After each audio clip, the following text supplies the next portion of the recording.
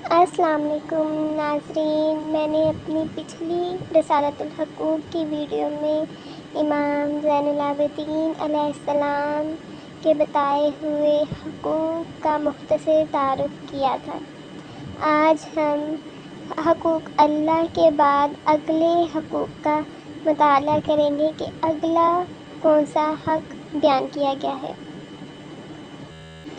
حقوق اللہ کے بعد حقوق الاعضاء کا بیان ملتا ہے۔ رسالۃ الحقوق میں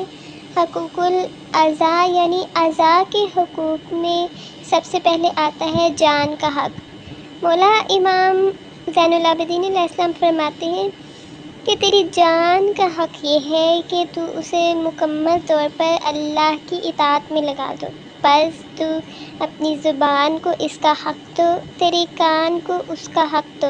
تیری آنکھ کو اس کا حق دو، تیرے ہاتھ کو اس کا حق دو، تیرے پاؤں کو اس کا حق دو، تیرے پیٹ کو اس کا حق دو اور تیری شرمگاہ کو اس کے حق سے نوازو۔ اس سلسلے میں ہم اللہ سے مدد چاہتے ہیں۔ پھر زبان کا حق بیان کرتے ہوئے کہتے ہیں، رہا زبان کا حق تو وہ یہ ہے کہ اسے بد زبانی سے محفوظ رکھا جائے، اسے نیکی کا خوگر بنایا جائے، بے فائدہ اور غیر ضروری باتوں کو ترک کیا جائے،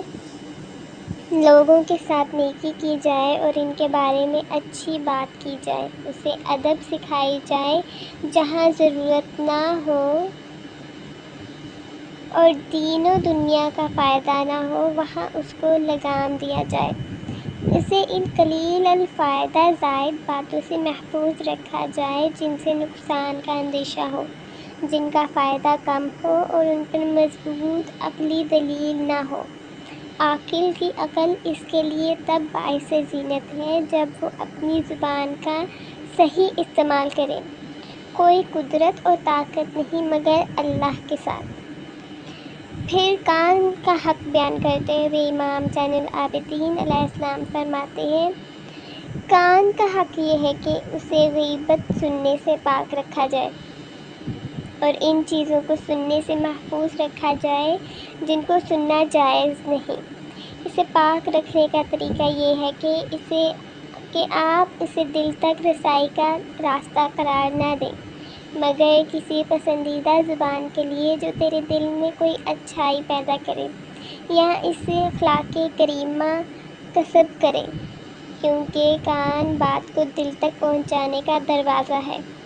یہ مختلف معانی و مفاہیم کو دل تک پہنچاتا ہے،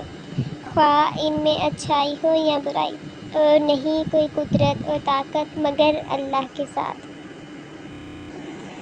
آنکھ کا حق، اسے ان چیزوں سے بچانا ہے جو تیرے لیے حلال نہ ہو،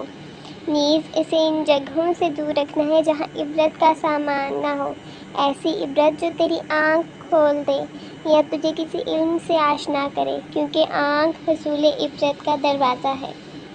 پیروں کا حق، تیری دونوں ٹانگوں کا حق یہ ہے کہ تو ان دونوں کے ذریعے ایسی جگہ مت جاؤ جو تیرے لیے حلال نہ ہو، کیونکہ ان دونوں کے ذریعے تم صراط پر کھڑے ہو جاؤ گے، بس یہ خیال رکھو کہ کہیں ایسا نہ ہو کہ یہ دونوں پھسل کر تجھے گرا دیں، پھر تو جہنم میں لڑکھ جاؤ۔ ہاتھ کا حق، ہاتھ کا حق یہ ہے کہ تو اسے ناجائز چیز کی طرف دراز نہ کرو، تاکہ جس چیز کی طرف ہاتھ بڑھاؤ اس کی وجہ سے تمہیں آخرت میں خدا کا عقاب سہنا پڑے اور اسے دنیا میں لوگوں کی ملامت سے دوچار ہونا پڑے۔ اللہ نے ہاتھ پر جو کچھ واجب کیا ہے اس سے ہاتھ مت روکو۔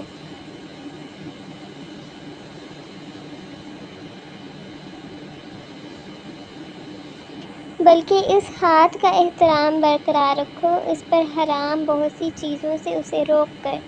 اور جو اس پر واجب نہ ہو ان کی طرف زیادہ سے زیادہ ہاتھ بڑھا کر۔ بس جب ہاتھ پابند ہو جائے تو دنیا میں اس کی توقیر ہوگی اور آخرت میں اسے اللہ کی طرف سے اچھا بدلہ ضرور ملے گا۔